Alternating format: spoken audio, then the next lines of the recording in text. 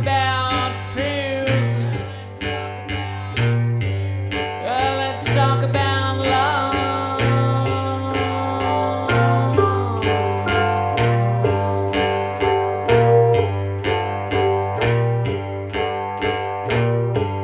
Yeah, I got fears, but I ain't got no love.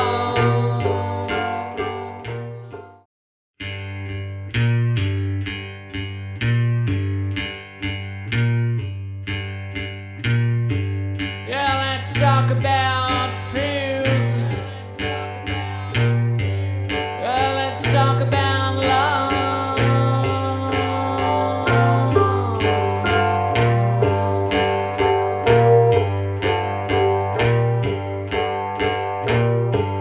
Yeah, I got fears, but I ain't got no love.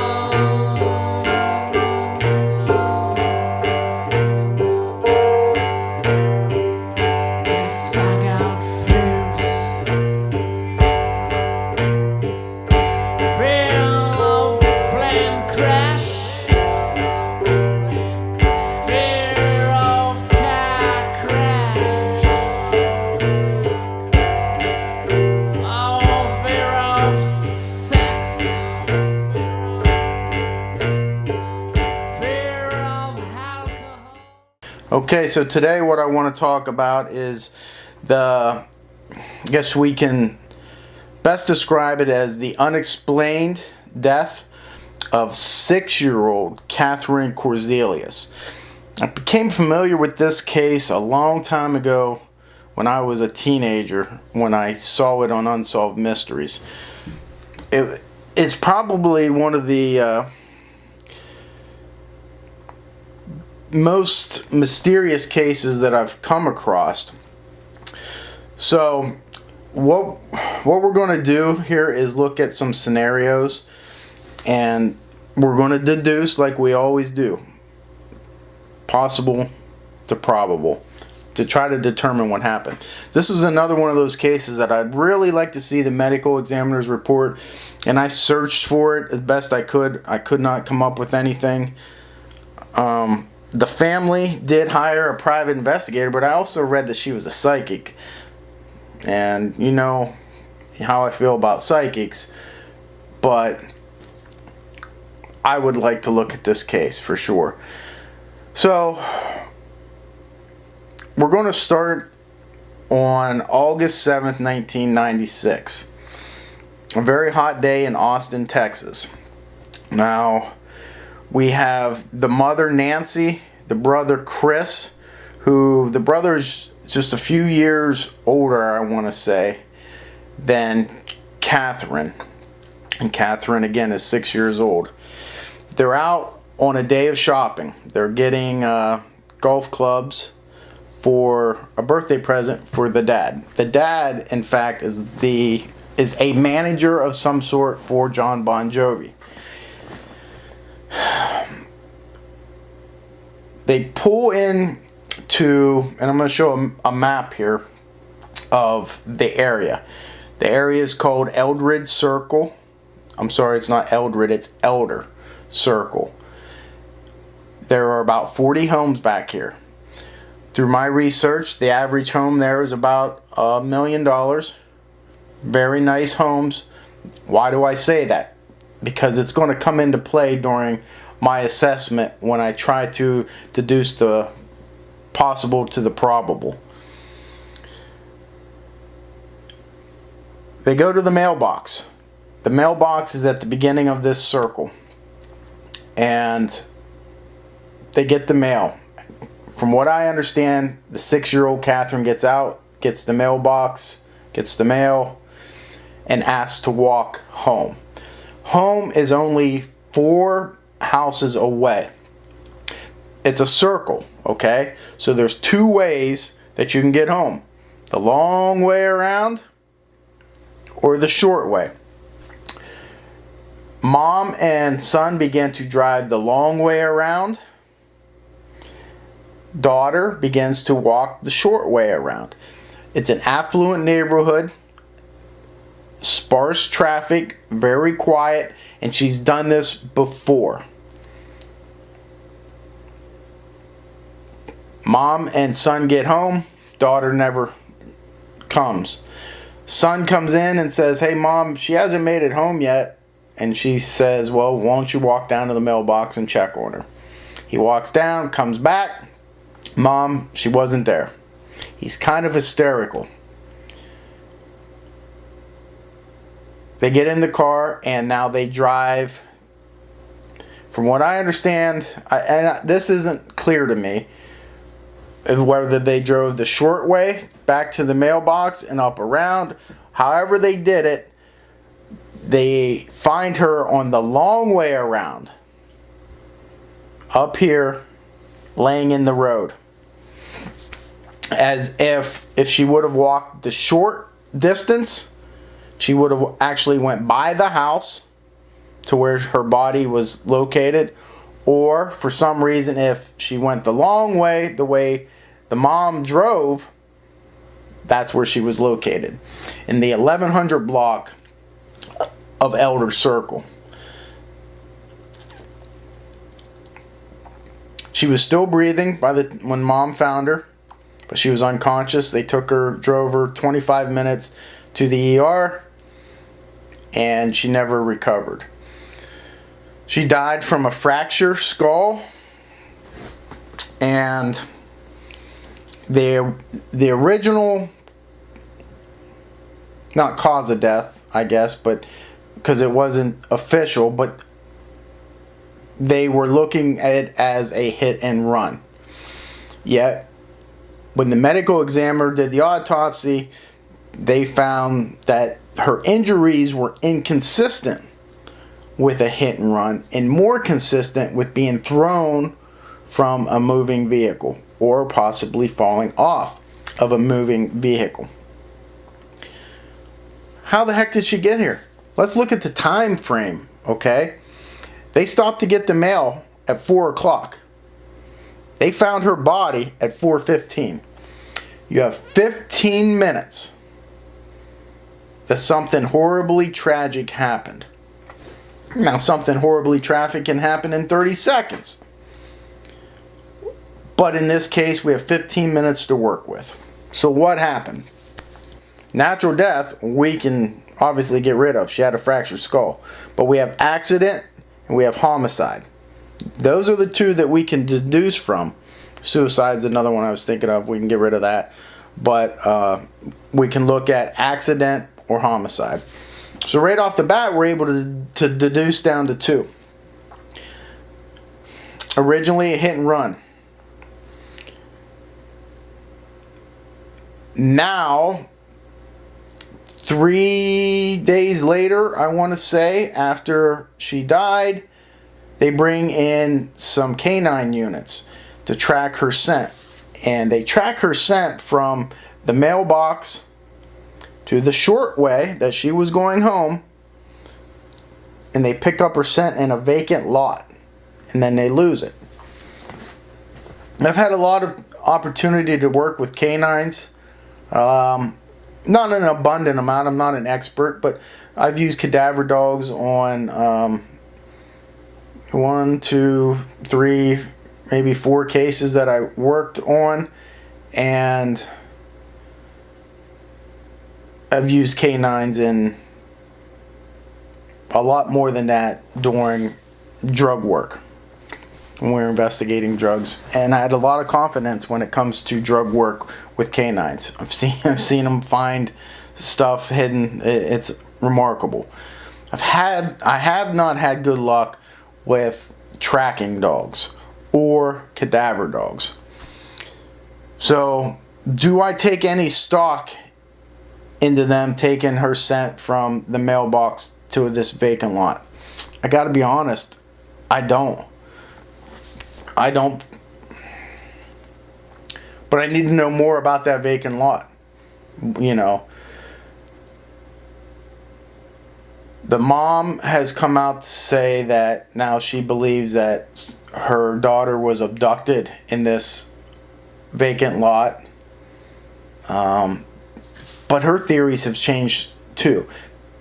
not in any fault of her own. Listen, she's a victim here as well. Right after this happened, she stated that mom originally stated that she believed her daughter was struck by a car going as she walked up the short way, the way that her mom said she was going to go, and was hit by a car. The person picked up the daughter, put her in the car, drove her past her home, around the other way, and then took the daughter out later on the road to be found. She firmly believes that her daughter was placed there.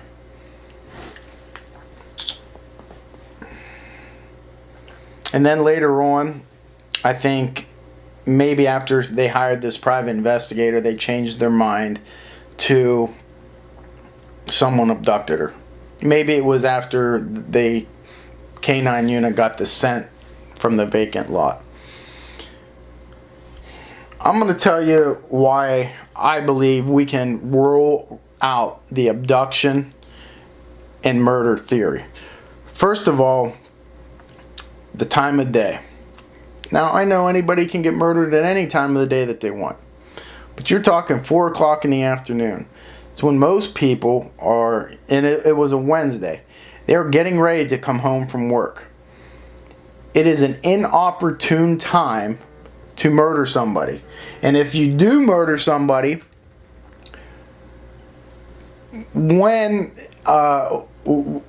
why are you going to place them in the middle of the road to be found?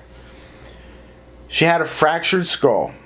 She had scrapes on her hands, her elbows, her knees, and her back.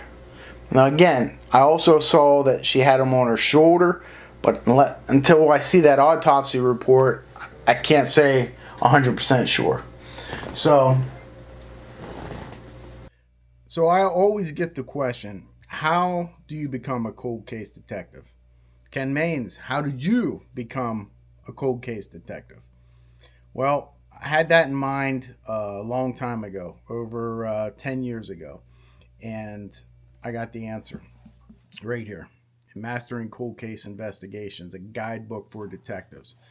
I wrote this 550-page behemoth for that purpose, because when I was in high school, when I was in college, and then when I became a detective, I wanted to know more about cold cases, why they go cold, why are they unsolved, is it evidence, is it lack of determination, is it perseverance, is it politics, all the above. Well, I set the answer to all those questions in my new book. It's been 10 years of research, writing, jotting down things. I knew that I was going to write this book eventually, and it finally has come to a head where I'm able to actually get it done, get it published by Unsolved No More Publishing, and get it out to you. So who's this book for? It's for detectives. It's for amateur detectives. It's for college students, academia, forensics. The topics I cover in this book, from what is a cold case, victimology, research, crime scene location, criminal profiling, conflict, greed, sex and revenge, possibilities versus probabilities. That is huge in this book. I go through that a lot because that's the basis and foundation of my methodology. Evidence, sketches. Of course, you have affirmations. Why should you listen? Social media, the rule of psychology, equivocal deaths, modus operandi, signature. Legal and ethical considerations in cold cases, integrity, involving as a cold case detective, serial killers, missing persons, domestic violence, exposing myths, premeditation versus spontaneous, confidential informants, wrongly convicted, clandestine graves, you name it. I cover it in here. 550-page hardcover textbook. And along with all those topics, I also wanted to do case studies, especially case studies on confessions. Why? Because you can learn so much from confessions. At the end of the book, I go in great detail about killers in general who have confessed, why they did it, and what we can learn That's always the most important thing, what we can learn from them and move forward and apply what we learned on that case to a future case. So I have all that. I tried to incorporate as much as I could, and there's a lot in there about real life cases that I have worked on and I have either solved or learned something from. And I'll tie that to a specific chapter, along with tips, certain things that I think you should look for in certain areas. It's a great book to learn from, but it's not just for active law enforcement members, private investigators, defense attorneys. Everybody can learn from this book. And that is what is motivated me to write this. Is I want people to learn. I am tired of seeing wrongfully convicted people. I'm tired of the politics of district attorneys' offices and state police and local jurisdictions who either don't have the resources to do it or they just pass it off because they don't know how, they don't want to, they don't have the desire, the determination. And all that does is affect the victims and the victims' families. And I see it time and time again.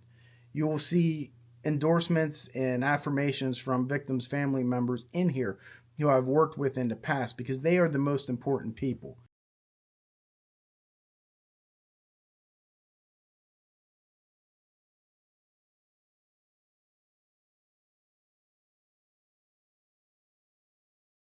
To pass off what I have learned to you. So you can be a great investigator, you can be a great detective, and you can solve cases just like I do. So go ahead and go to kenmains.com and pre-order Mastering Cold Cases. I think we're signing, what are we doing? 50? We're signing 50 books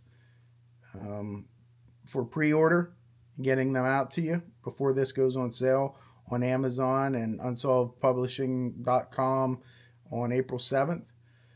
So get your copy now. I'll sign it. I'll get it out to you and start learning. That way we can start solving cold cases together. Thanks for watching. Mains out.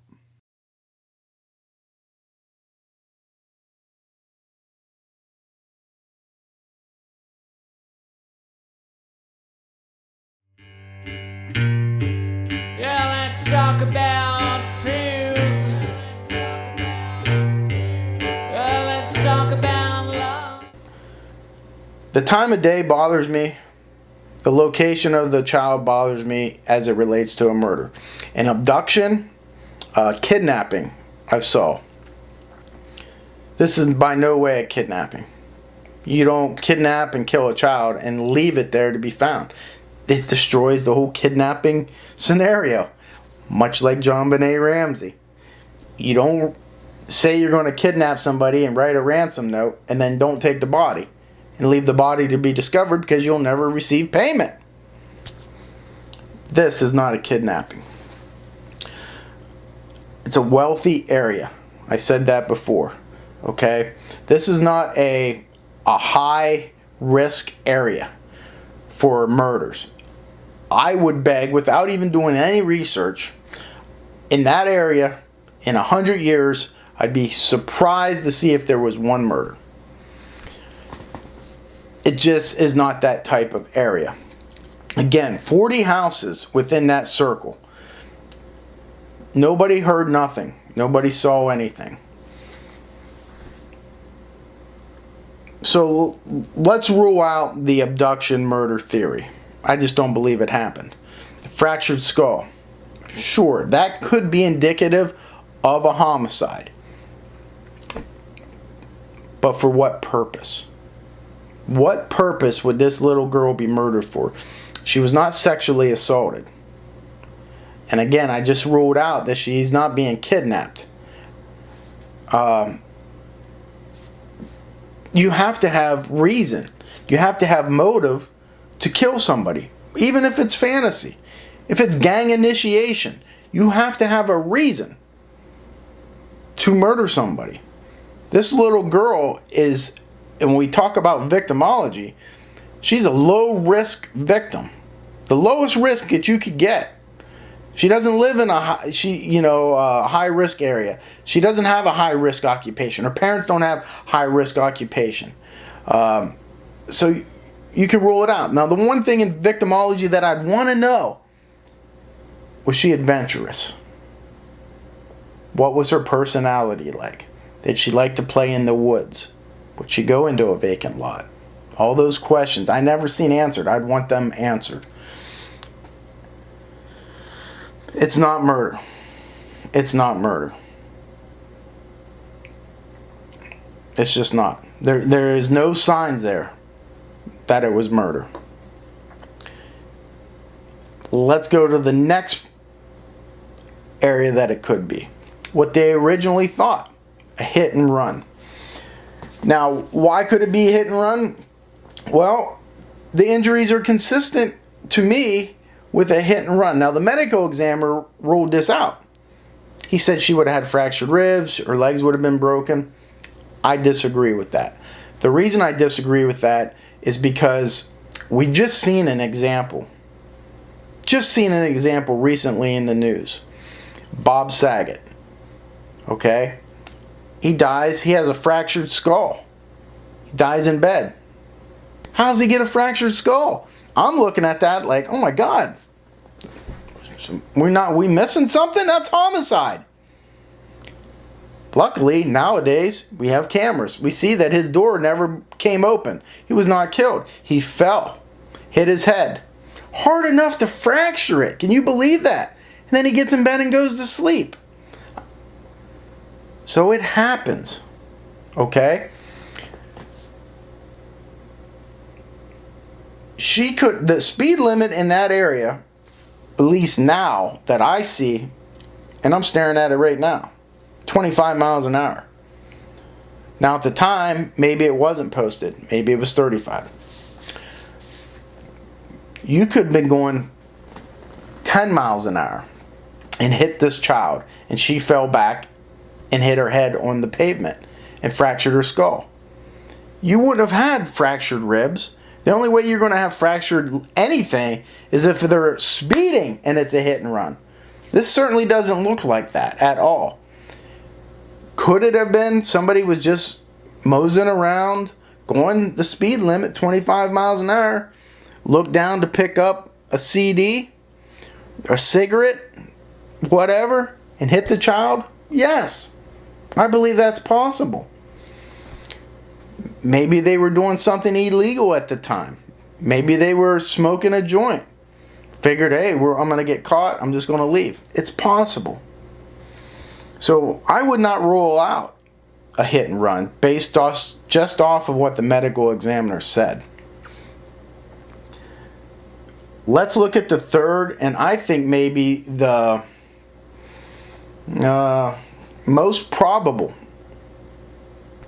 is that the child somehow got on the back of that vehicle and drove on the bumper until she fell off up here on the long way.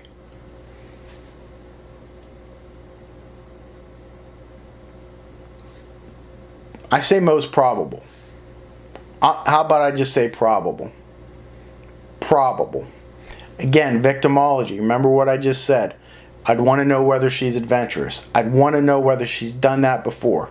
I would want to know whether they talked about that at the dinner table before. Hey, or they seen it in a movie. Something like that.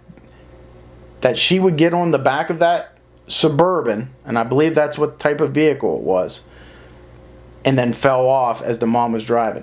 Again, I'd want to know mom's driving history. And how do you know that? I would talk to all 40 of those people in that development. How fast did she drive? Was she a bad driver? People know that. Neighbors would know that. And it could have been just a tragic accident. Again, I'm going to show you a video of that route. And you'll see the curves. So if she is on the back of the bumper and mom is going fairly fast, let's say she's going 35, maybe 40 miles an hour, and goes around one of those turns, the child supposedly had a splint. I believe, on her left thumb, which would cause not to be able to grip very well. Now, in this Unsolved Mysteries episode, I do remember seeing the private investigator showing the back of a vehicle that they had at the time. I believe it was a Suburban. And there was really only one place to hang on, and that's the handle. And I guess you could hang on up top if you were standing and grab the whole, but that seemed like a stretch to me because they would have seen her. But if she was crouched down on that bumper and holding onto that handle, the private investigator said two things. She couldn't hold on because of the splint on her thumb, which I find ridiculous. Secondly, she said if she was holding onto that handle, it would have opened the door of the Suburban. However, what if the door was locked? You can pull on it all you want and it's not coming open. So it's those details, you know. For her to say that, I think is ridiculous. The grip. The handle is this long. You're talking about a 6-year-old child. You're telling me she couldn't stand on that bumper and almost sit down on it and have a hold of that with two hands? Yes, she could. Now, that would explain why her body was found in the complete opposite direction that she was walking. Is it possible that she decided not to walk the short route and instead decided to go the long route? I think that's possible. Now, I want to say that the mother saw her starting to walk the short route. I guess we don't know. But I find it very odd that somebody would murder somebody and place them on the road at 4 o'clock. And again, we're talking 15-minute window. Why would anybody murder somebody within 15 minutes there at that time of day and place them on the road? It makes 0 sense. Okay? Again, nothing to me that indicates a homicide took place. I believe it was an accident of one sort or another. Hit and run, I still believe, is more than a possibility. The accident of her maybe holding on to the back of the vehicle and falling off, I think that is a very good possibility as well. Let's look at some of my notes here before I'll tell you what I'll do. I'm going to show you that video right now, and I'll narrate the video, and you can see exactly what I'm talking about.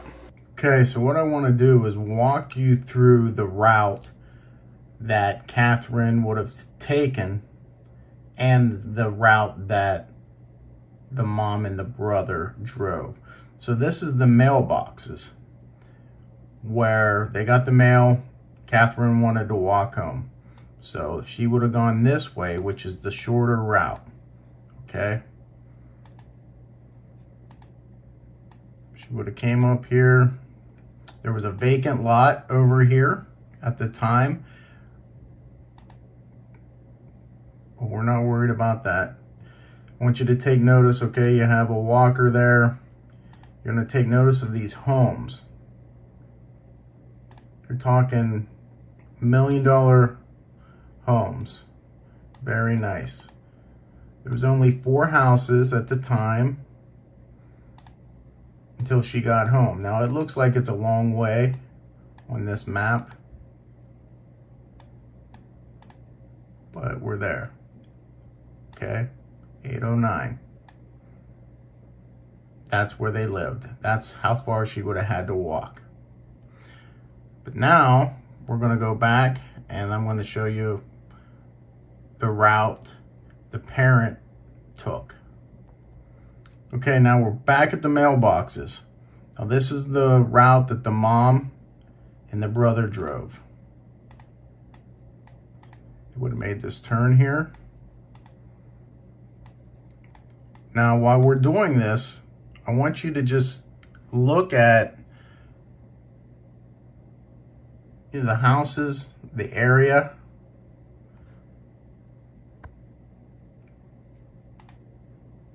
The greenery, how wide the street is.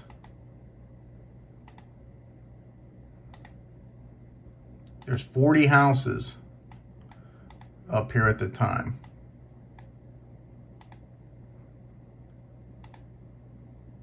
Okay, now I believe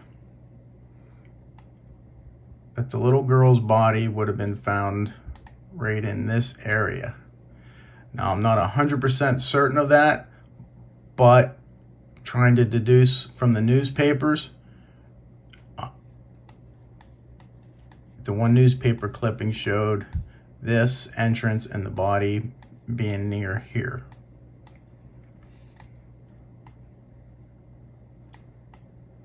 You have a house right across the street. Now, if you follow this all the way up around, it's just going to lead you right back to their house. Okay, right now we're still in the 1000 block. The little girl's body was found in the 1100 block where we were. So you can see there's some turns, but the road itself is not at all treacherous. Or saw one speed limit sign that said 25 miles an hour. Now we're back to their residence, which is right here. So that's it. I just wanted to show you that. Sometimes it's good to get a sense of, you can read all you want, but it's nice to get a sense of where you're at. All right, so I mean, as you saw, hey, very affluent neighborhood, not a lot of traffic. We've seen one walker or jogger in the area. Oh, and another thing that I wanted to get back to is how the temperature on that day supposedly was hot. And I apologize, I should have looked up in the Farmer's Almanac the temperature for that day. But I would just agree that it was probably in the 80s, 90s in Austin, Texas in August. The private investigator said the vehicle was too hot to hold on to. I would agree that the vehicle would be extremely hot, more than likely, but that handle would not be. And that's the only place that she'd be able to hold on to. And it's possible that she did that. Now I want to go over my notes here a little bit, just to see if I didn't miss anything. It happened between 4 o'clock and 4:15 in the afternoon. The speed limit, not an abduction, not a murder. The time of day, we already went through that. I put in here what to do in the vacant lot. I think what I meant by that is what's she doing if they picked up her scent in the vacant lot? Again, it goes back to victimology. Does she play in the woods? You'd want to know that. If there was some sort of abductor, murderer in that vacant lot, who had access to it? They would have looked in that vacant lot, right?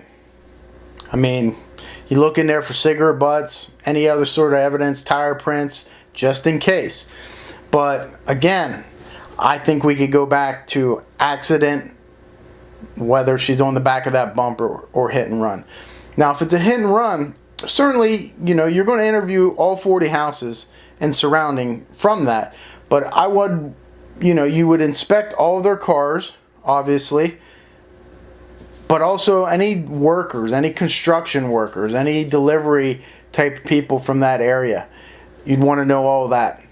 So I think you could fairly deduce that, because there is nobody else that's going to be driving around that area in that circle. You know what I mean? So you're able to deduce it to the people that either live there, have visitors there, workers in that area. And you should be able to find that out relatively easy compared to being at a 7-Eleven grocery store somewhere on the corner of 5th and Main and a hit and run occurs. Okay? So I think once you check all that out, and realize, okay, their stories line up. There's no marks to any cars. They have alibis. They were at work at the time. I mean, you only have 40 houses. It's easy to go through each and every one and cross them out. Who had delivery workers there, who didn't, who was home during that time of day, who wasn't. Check out their cars for marks. Once you could rule that out. Okay, it's not hit and run. Then you can deduce that to an accident, and that accident being her on the back of the car. But again, I think victimology might tell you that, or give you a little bit more of an insight to that, if you know she was adventurous or she wouldn't take chances and things like that. I think this case is absolutely solvable if they're able to do all that, and I'm sure that they have. But just in case they haven't, that's what I would do. So that's it for this really, really sad case with Katherine Korzilius.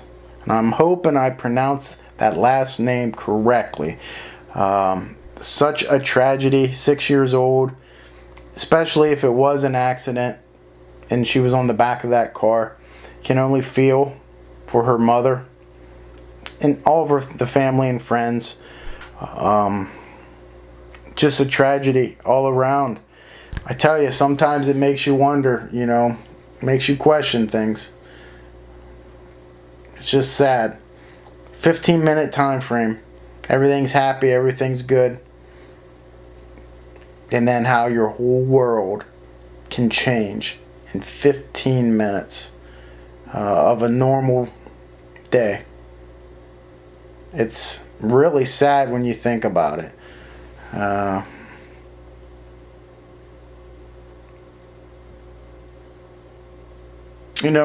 Recently I've come to a decision that I'm really going to be only do cases that I have interest in. Ones that inspire me some way or another to look at them. And this was one of those cases. I see this smiling 6-year-old girl, and it reminds me of my daughter. And I can't imagine that hurt of a 6-year-old and not knowing. And that's what I think the victim's family really wants. They want to know. And can you blame them? No, you want to know. So the theories run through your head. Could she have been murdered? Well, yeah, sure. Her scent was found over here. Let's go with that theory. I understand that, and I get that, and I empathize with that. But sometimes on these cases, what you really need, in all cases, is an unbiased, no bullshit look at the facts. What I want to stress to people is, to be a good investigator, I think what you need is you need to be able to think outside the box, but not go down the rabbit holes, or know which singular rabbit hole you need to go down, if that makes sense. You can make any case into any theory that you want. But if you stay focused, but yet are able to think outside the box a little bit and not go down all the rabbit holes, because it's going to drain you. It's going to drain you of your energy, of your time, to go down all those. Stick to the facts. Just like we did on this case. We can rule out murder and abduction because of these scenarios. The time of day, the 15 minutes, the location, the placing of a body, which you can't say has been placed, because nobody's going to place a body in the middle of the road like that when they could just drive off, throw them in a vacant lot where she won't be found. And the only reason you would place a girl like that is to be found. And the only reason you'd want her to be found is, one, A, remorse, or B, you knew them. You knew the victim, or knew the victim's family. But again, it's not murder. It's not murder. That's my opinion. And I gave you the reasons why I'm backing up that opinion. So, just unbiased, focused on the facts. Those facts will lead you at which direction you want to go. Hit and run, murder, accidental death. The facts will lead you there. And I think it did in this case. So I think for sure, hit and run or an accident with her being on the back of the bumper. And I would want to know more about victimology, more about her as a 6-year-old playful girl, her habits, and what she did, how she played. I talked to her schoolmates. Well, I don't think she even started school yet. I talked to the kids in the area that she played with, family, and find out those things before I would make a judgment and say, yes, definitively it was an accident where she was on the back of the parents' car going home. And again, look into the mom's driving history. I'd want to know that as well. As long as everybody's driving history in that area, I think the case is solvable. You may never get somebody to confess, but I think we're still able to deduce more and determine whether it's hit and run or she was on the back of that car. I believe those are the only two choices that we have in this unfortunate and sad case. So, hey, I also wanted to mention that Jon Bon Jovi did record a song about this because he was kind of close to the girl as well. And the song, I believe, is called 415, 8796, 415 or something like to that effect. So, I haven't listened to it. I do like Bon Jovi, but I haven't listened to it yet. But maybe you should check it out. Okay, that's it. Until next time, Maine's out. Fear of